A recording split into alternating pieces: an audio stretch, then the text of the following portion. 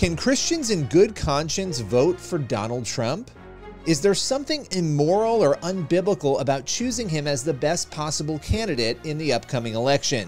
We'll be dealing with these topics and others on today's show. I'll be welcoming Shane Idleman. He is the lead pastor and founder of Westside Chrisitan Fellowship out in Southern California, and he's going to break down some of the biggest objections to Trump, his perspective on what's really going on, and how Christians should be looking at this upcoming election. With no further ado, let's welcome Shane Idleman to Higher Ground. Shane Idleman, a lot to talk about today when it comes to President Trump and his re-election campaign. There's a lot of debate in the church today, a lot of discussion. Some people love Trump, some people don't love Trump so much. But let's dive into this. I'm going to ask you a general question, and then we'll kind of move through some of these points here. But can a Christian, a Bible-loving Christian, vote for Trump? I know where this is going. And you're right, there's so much division right now. And I understand, like you do and many of us, we understand why it's so polarizing. But when you look at, and I wish I had it, maybe this will work on your podcast. I'll do it quickly. You know, if I have one of these with a lot of quarters, right? And you start weighing everything in the balance. And so you look at, the World Health Organization, you look at the Assistant Health Secretary, is she a man? Is she a woman? Kids wanting to pole dance, LGBT, China, Russia, Iran laughing at us. The borders, our enemies coming in, you're trafficking children, the fentanyl crisis, men having babies, energy, economy, leadership matters. So, character counts, absolutely. But when you start to weigh on the scale, all these huge issues that have enormous ramifications, and then you have someone like a Cyrus, he was a pagan king. His name means worshiping the sun, and God said, my servant Cyrus to accomplish my word, my will. So yeah, if Trump's going to appoint, people in positions of leadership who love the Lord, as the Secretary of State, education, and then all these huge issues that I just talked about, I don't know why a Christian couldn't, because remember, he's not pastor in chief, he's commander in chief. And the role of government, you cannot apply the scriptures, turn the other cheek to the role of government. They're actually not supposed to turn the other cheek. They're actually supposed to be a terror to those who do evil. So when you weigh everything on the balances, I have a hard time understanding why anybody could not support, again, his policies, not the character. All right, I want to say two things because I think this is interesting, and I want you to push back on any of it or endorse any of it, wherever you stand. But on one side, you do have a legitimate critique, I think, of people who, in the past, on the Christian side, have demanded pastors in chief essentially until they got to Trump, right? And you look back at Bill Clinton and the behavior there, which was horrible behavior. But the way that was handled versus some of the things that Trump has done that this very same people have sort of overlooked or excused. So there's that critique. But on the flip side, the secular side, for decades, for eons, told Christians to stop merging the two, that they didn't need to have pastors in chief, that they should put their faith to the side and vote. And so it is interesting because it seems like that advice has been taken now in some ways, but now that the left, the secular left, is not happy about that. I don't know if you want to reflect on those dynamics at all. Yeah, I think, it goes back to what I think, in my mind, what I just said, as far as, we're not talking about, the unions or paving roads or the deficit. We're talking about issues that have really the stability of our whole nation, whether we succeed or fail, whether our enemies overcome us, whether there's tremendous bloodshed and human trafficking and sexual perversion. So now, the weight of what's going on in our nation now forces me to make different decisions. See, that's all, even biblically speaking, you can look at the weight of the decision before someone. Wisdom is the main thing. What is the wise decision? But many would say, of course, DeSantis is, okay, character-wise. I love him. I love his marriage, and I pray for his family. It's an incredible, example there. But also, is he going to be the nominee? Is he going to be the person our nation chooses? Or it's looking more and more like Trump is. So I think character counts, absolutely. But to what degree? For example, I just gave this analogy, on my street, if I have a neighborhood watch person, right? And they're gruff, they're a little mean-spirited, they well, cheated on their wife 15 years ago, but they're going to protect my home, my children, my street versus the enemy down the street who's allowing all kinds of corruption and filth and perversion. And who am I going to choose? It's no different, because the government's role, according to God, is to restrain evil. That's their number one goal. So I Yeah, hope well, that helped. and I don't you know if that answered it correctly, but it did. Well, it did. It also answered. I was going to start throwing, which I'm going to do now. I'm going to throw some of the main reasons why people, and we kind of started to yeah, scratch the surface on this, won't choose Trump, or they're skeptical of choosing Trump on the Christian side. And the first was character, integrity, right. godliness, those things. And you just spoke to that.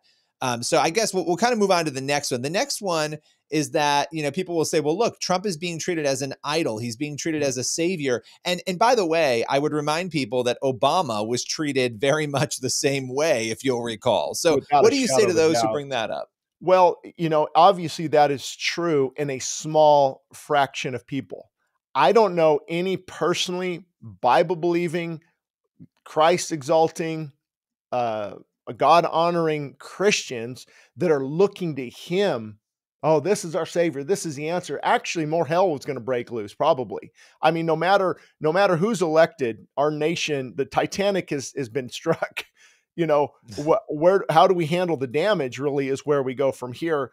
And so that would be my thought, is that we're in a pickle, and I don't know how. And it does break our heart. It's not like, oh, I don't care. Trump this, Trump that. No, it breaks my heart to see the condition of our nation. It's we weep before we whip. Are we? I mean, we're angry, but are we humble? We're Mm. arrogant, but are we, going to be broken before God? So no, I don't know anybody thinks he's the answer. He's our savior. All we see though is we've got to make some drastic changes, and we need somebody in there who is going to make those changes. Yeah, I mean, you have, at the end of the day, there are going to be two options, right? You're going to Yeah, have, and the way it looks right now, unless something happens, Biden versus Trump. And we've had 3 years of Biden now. We know what that looks like. It's very right. clear. So you're choosing between the here and now and what we've already had.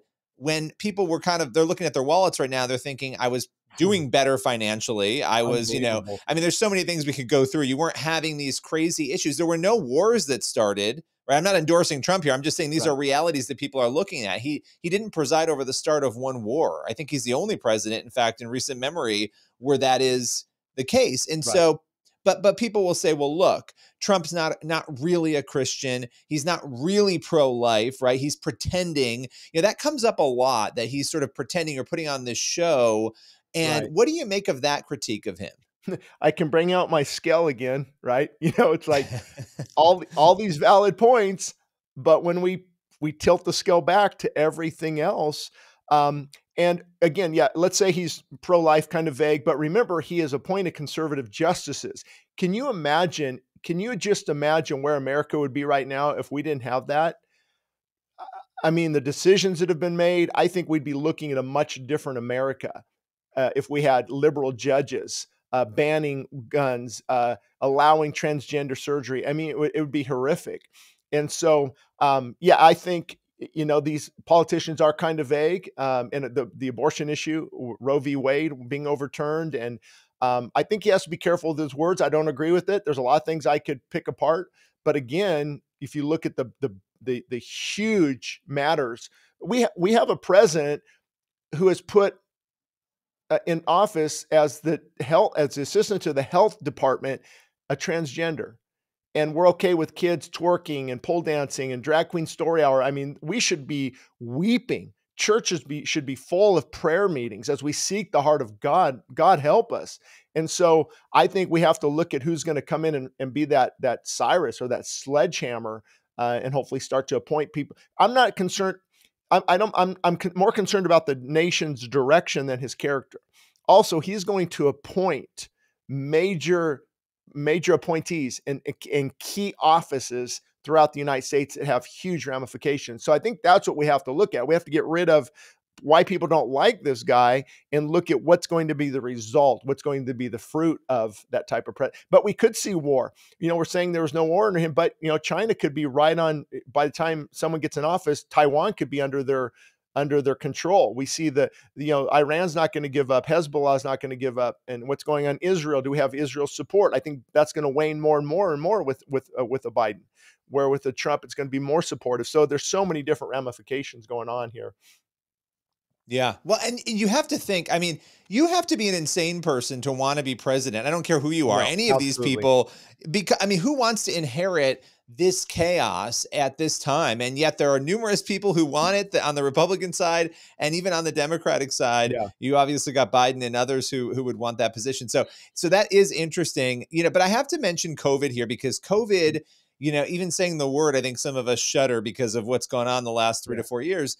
But one of the things that often comes up in some conservative circles is Trump was the one who started a lot of these policies, right? The government intrusion policies, the shutting of things down, endorsed and in fact has heralded the fact that he pushed the vaccine through.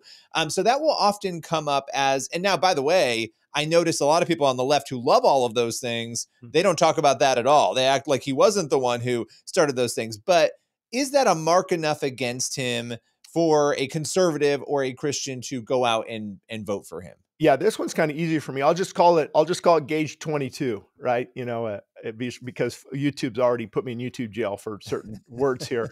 But you have going into this warp speed, you've got, hey, we've got to make some decisions, and the old school way of handling things. And he thought he had a lot of great information, great advice. You have this type of experimental, and he's just believing and we really don't know. I don't want to get into all the details. I have a health and fitness background, so I know how the messenger works. I know how a normal one of these would work. And I think just, man, is this the Black Plague? And we need all this help. We need to throw. So I'm kind of concerned that, now here we are 3 years later, he's not coming out and saying, hey, I believe Fauci, I believe these things. And we didn't know what to do. And I did the best with what I had. And so that would still be a concern for me. But why did he do it? He didn't do it for the money or to try to get Americans into, they had to take this to keep their job. He would actually have been opposed to that. But he was going from that old school. If you got these doctors, I'm trusting that this might be the remedy that we actually need. So he was going into it, I believe, with the right heart. But then you look at the effects, the adverse effects, the how it's, I won't even get into all that because I don't want to get removed again. But I think the heart was right, but the information was wrong. And so he needs to come out now and say, hey, man, we learned some lessons. Here's what we learned. Yeah. Well, and I also think, and feel free to push back, Christians need to have a little grace for COVID and the complexities around it. And everybody does on all sides, because in the beginning, in particular, nobody really knew what they were dealing with. It was very easy to embrace those things or fall into those traps because you were trying to prevent something. It was well-intentioned in the beginning. I think where it got out of control was what happened later on, the mandates, those sorts of things, which, as you said, he very likely would have opposed some of those things. So that is an interesting thing. Well, let's talk about the big thing going on right now also, which is that, when we talk about the election, there were a lot of things that happened last time when it came to, moving the dates, allowing people to vote by mail. These were things that worked within the system, but a lot of people felt were unethical because they were so close to the election. So that's a whole other conversation, though, because what's happening now is that Trump has been brought up on all sorts of charges for all sorts of different things, and it's a very chaotic legal situation. It only seems, and I think this is really interesting, to be helping him. It does not seem, I mean, his numbers have only gone up since he's been facing all of these different charges throughout this ordeal. What do you make of that? Because of course the outside world is looking at the Christians supporting him and saying they love a criminal, but what do you make of what's really going on there? Well, I usually don't listen to advice from non-believers because they're just ranting. It's hatred. It's kingdoms colliding right now. Light and darkness are just colliding. But we know, I mean, January 6th insurrection, give me a break. I mean, why are they shaking the walls this week at the White House? Palestinian and they're shaking the fence and they're going, and there's, just disperse. That's more of a threat. Now things happen that were not good, but they just completely blew this up. So what he's being charged for, even the dealings with his corporate numbers, the banks, none of it really carries a lot of weight. And I've never seen somebody even half as persecuted as he is. and still survive. I mean, it's beyond unbelievable.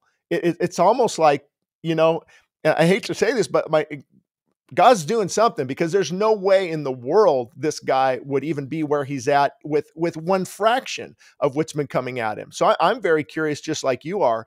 And that's why, I not everyone's going to like this, but I don't have a problem with DeSantis for now staying in the running, because if something does happen with Trump, and let's say, the Supreme Court, I mean, they just vote on something with transgender that really blew my mind. And let's say he can be remained off the ballot, or let's say there are serious charges and something happens, who's the next guy? So if Ron drops and supports, that's an interesting dynamic. But I know there's different views on that. But that's how I see it. We're not supporting a criminal. I just got blasted by some of these liberal, voices on Twitter, a rapist, and you can't prove those. What are you talking about? Now, as far as he done some shady things in business, has he lied about some things? Absolutely. But do you want me to bring the scale back out? I mean, and these people say nothing about drag queens reading to our children. That upsets me. Nothing about the trafficking across our borders. Have you ever talked to a girl who's been trafficked? I have. And they say nothing. It's like, well, Trump. Guys, you know what? I'm just going to read it real quick. I wrote this down, and I think you even liked it. Allie Stuckey.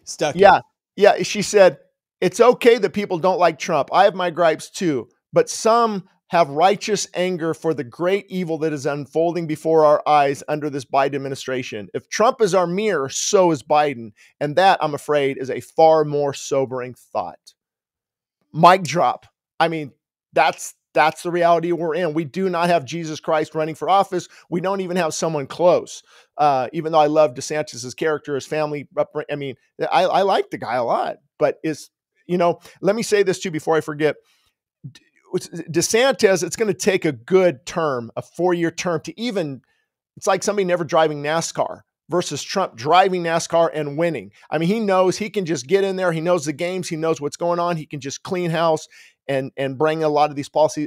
DeSantis is going to be, this is all new to him. So he could spend that first term, maybe falling for a lot of the things that Trump fell with on who to nominate, who to, put in positions of leadership. So anyway, I went too long on that, but I get a little. Well, no, I think it's interesting. And I know a lot of people in the conservative Christian world do not like Nikki Haley, which I think is interesting. Right. And I understand the abortion conversation, but to be honest, Trump is in the same exact place. This is what's so interesting to me about Trump. I will say this.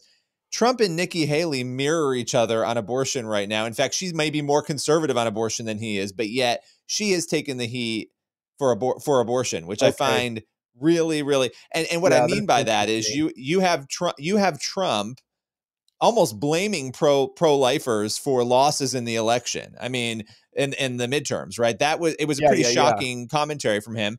And this is the guy who gave us the justices that overturned Roe, right? I mean, that is part of his legacy, but he has tried to separate himself from that because the reality is polling is very complicated on abortion. And so I think everybody recognizes that.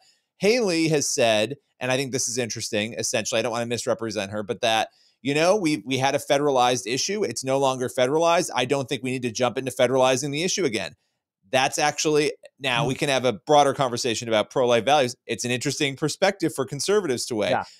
What do you make of her? I know we're not here to talk about her, but in the midst of all of this. Yeah. You brought up some great points. And number one is, as a probably not I don't know where Nikki's at, but Trump, not a Christian, I'm not even going to go there. Let's say we don't know where they're at with God, but we're unsure. Yeah. But if you look at the Constitution, they're not wrong in saying it's to be left up to the states. We forget that the federal government didn't have a lot of power in the founding of our nation. The states had their rights. Texas wanted this, California wasn't back then, but I'm near Texas actually, but the states had their own rights. So that's kind of what they're just doing. They're being politically correct. They're talking about, the Constitution says this, I'll leave it up to the states, when as a president you should say, I'm completely against this. But Nikki Haley, let's say on the abortion issue, they're identical. Correct.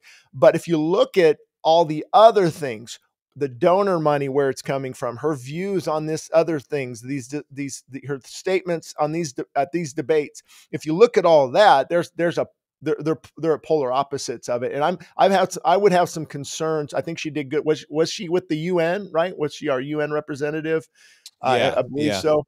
But then where Ambassador, yep. yeah, now I can't support a lot of what she says. So although they're equal in that area, I think there are distinct and different things going on. Yeah. And it is interesting. She polls the best out of any of the candidates against Biden and has consistently polled the best against Biden, which I don't know what to make of that outside of she attracts more moderates probably, right? And so you mean those outside of supporting Republicans, she polls better? Because I don't think she. So in a head-to-head nationally, with Nikki Trump? Haley consistently. So if you do Trump versus Biden and you poll it, and you do Haley versus Biden and you do DeSantis, Haley performs the best in that consistently, up 5 points almost at one point over Biden. Yeah, I see what you're saying. But yeah, I think there are a lot of losing. I think she's losing to Trump in her home state by yes. So that's the interesting thing. Yeah. Republicans don't like her, right? She's got I mean, she has increased her support. The reason I bring her up is because Trump has a very particular group of people he attracts. And my sense is he's probably going to need somebody like her, maybe not her, to capture that middle of the country, because you can't win without those moderates. You need, or those independents, you have to have them. So I'm really curious to see who it's going to be, honestly. I don't know. What is your prediction on the VP side? Do you have one? You know, I know a lot of people like Vivek and Trump, of course, and that's a possibility. But yeah, if you're thinking to win, Vivek is definitely going to be offered a position. I don't know if it'll be that VP position. I think he might, but there's been so much of this between them, but he might ask Nikki Haley to be his VP. Not only do you get that nowhere, no more, I call it the nowhere land, no lands, you know, the votes that we don't know where they're going to land. But also a lot of the women vote, and you got, you know, her. So I think that will probably be his choice. Although I'm sure he would want Vivek. I just don't know if he's going to pick up more people than he already would, and he has to be strategic. So that would be my guess.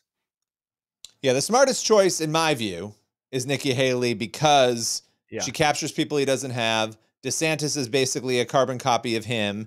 And at the end of the day, you got to do something that's going to help you level up, not just level where you are. So as much as people will hate that, I think they'll look past anything they disagree with her on because they like Trump so much. Right. But I don't know. I could be his VP pick will not deter Trump supporters, you know. Yeah. And I've said that. I've been very clear. I'm not saying, oh, I got to vote for Trump. I hate where our nation is at. It breaks me. I weep over our nation, and I'm like, Lord, I don't know. I don't know what to do. And so I'm not excited about any of this. I'm really upset at how far we've drifted from God. And I do know this. I think God gave us Biden, or allowed it, I should say, to humble the church. A lot of pride in the church. That's what I was worried about. I don't know if we've been humbled yet. I mean, what's it going to take to break us? And so God might. We know that it's going to be under his sovereign control. However, we do know that intercessors and people who are praying and God, you can tilt the scale, you know, away from his judgment versus toward his judgment. So I don't know. I just thank God I'm not running. Well, right. That's what I'm saying. You got to be crazy to want it. But I appreciate you going through all of this, because there are a lot of things right now. There's a lot of fighting in the church, a lot of debate about whether or not this can be done. There are people who have chosen not to vote for either of them and will still choose to do that. There's all sorts of things that are going to happen. I think you helped clear up and respond to some of those big critiques. And I love what you said at the end there. You know, I do struggle with people who they're just so obsessed with being anti, but I also do really struggle with this idea of Trump is God's chosen vessel. And he's, you know, everybody is allowed to be in that position. God raises up any person in power. He allows them to be there. I'm not saying that Trump hasn't done great things. My point is, though, we need to make sure we're not worshiping a person and overlooking things that are maybe not great, while at the same time finding a balance. The reality is one of these people is going to be president. And so you got to decide which do you want, so I appreciate your time today. And no one person is going to fix our nation. Our only hope, I've been saying this, I write articles on it, is another spiritual awakening by God himself to revive the church. That's our only hope. Without that, I have no hope, I know, but I'm hoping in God, but whoever it is, it's going to be an interesting couple years for sure. All right, Billy. Well, Absolutely. Thank you too.